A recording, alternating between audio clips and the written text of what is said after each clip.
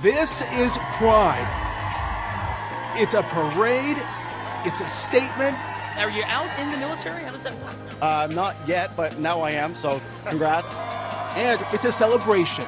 And for the LGBTQIA plus community, it's been a chance to fight back, to protest, and to demand equality in a visible celebration of who we are.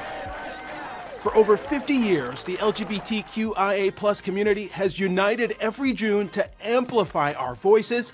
Now, in the 2000s, it's a celebration of rights that have been won, but it's also a platform to highlight the work that is still left undone. This is the evolution of the Pride Parade. The first documented modern-day gay rights organization was founded in 1924, but one of the first gay rights demonstrations didn't organize until 1965. President of the United States. In 1953, former President Dwight Eisenhower identified gay men and women a threat to national security, so he signed an executive order banning them from federal government jobs. Here, you see Americans protesting on behalf of gay workers in 1965. Policy of the department is that we do not employ homosexuals knowingly, and that if we discover homosexuals in our department, we discharge them. By the mid-20th century, the gay rights movement was just beginning. Another demonstration took place in 1965 in Philadelphia, again protesting hostility from those in power. The demonstrators wore formal attire as a way to almost say, we are just like you and we deserve the same respect. As the fight marched on, protests and demonstrations remained small in size and voice. We're only talking about, a couple of hundred people who had the guts pre-Stonewall to stand up and do or say anything. Police raids on bars where gay patrons would gather frequently were common in New York City. Everybody just got sick and tired of being sick and tired and said, this is enough, they're not taking it anymore. Raids became so frequent that it caused major tension between police and the gay community. Then, on June 28, 1969, in Manhattan, history would be made at the Stonewall Inn. Police raided the gay bar, but this time, the patrons inside, they didn't back down. What distinguished Stonewall is that people fought back. They barricaded the police inside of the bar, and they gave the police a sample of the treatment they had been subjected to for years. So by the time they were calling for backup, it was a little late, and everybody was like emptying the bars and taking to the streets. The riots lasted several days. It's believed that Marsha P. Johnson and Sylvia Rivera, two transgender activists, led the resistance. Few media outlets covered the violence at the time, and reports vary on what happened and how many people exactly were there. But this part is clear. It was a monumental rebellion. The incident at Stonewall galvanized and mobilized the gay community toward a unified mission. 1 year later, the raids of the Stonewall Inn became memorialized as a watershed moment in the fight for gay equality. On June 28, 1970, community activists organized the Christopher Street Liberation March in celebration of what was considered the revolt against the New York City Police Department. And that one-year anniversary march became the first Pride Parade. At first, I was very guilty. And then I realized that all the things that are taught you not only by society but by psychiatrists are just to fit you in a mold. And I've just rejected the mold, and when I rejected the mold, I was happier. It was a brave demonstration for its time, marching without a permit for about 50 blocks through Manhattan. That parade has continued ever since, evolving over time. Hundreds of thousands of people marched in cities across the country.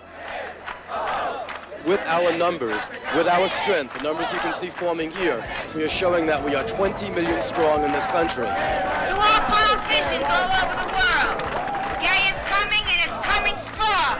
Leaders of the gay rights movement have had different faces. The messages have changed over the years. And in 1978, it had a brand new symbol of identity. Up until the late 70s, the gay community was symbolized publicly by an inverted pink triangle. It's a shape and color that was said to be used by the Nazis in concentration camps to show who among the prisoners was gay. The symbol was later reclaimed by the gay community as their way to be visible.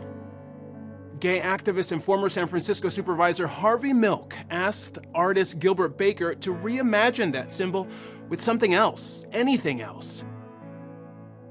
Baker created the first rainbow flag. Flags are about power. Flags say something. You put a rainbow flag on your windshield, you're saying something. Those rainbow flags are now ubiquitous symbols of unity and equality and pride, and you'll find the rainbow flag waving proudly at pride parades around the world. The parade, too, embodied celebration and activism through the years. At times, people marched in the parade to raise awareness around HIV and AIDS and to demand marriage equality, a right guaranteed to straight Americans but denied to gay citizens until very recently. President Bill Clinton signed a bill making it federal law that marriage consists of one man and one woman in the United States. I'm not for gay marriage. I think marriage is a sacred institution between a man and a woman. What I believe in my faith is that a man and a woman, when they get married, are performing something before God. But former President Barack Obama's view on same-sex marriage, like many other politicians, evolved with time. Today, he became the first president to ever say this. It is important for me to go ahead and affirm that I think same-sex couples should be able to get married.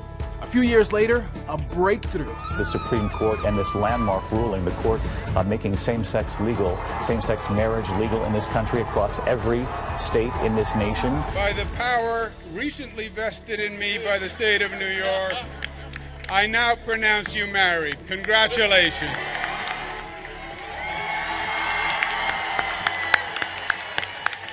The activism, the parades, trading punches with oppression, change was happening. The actions and the laws were discriminatory and oppressive, and for that, I apologize. Now, global brands, celebrities, and even politicians have joined the movement as allies. Today, in the contemporary era of increasingly normalized gay life, Pride celebrations are now at the crossroads of gender, racial, and sexual identity conversations. The evolution of Pride is a story as rich in diversity as America is.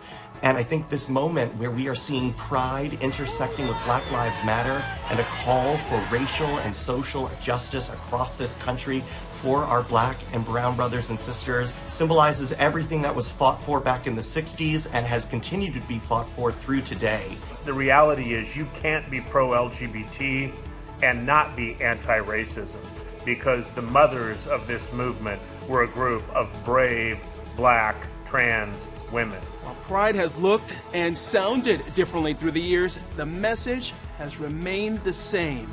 Equality for all, love is love.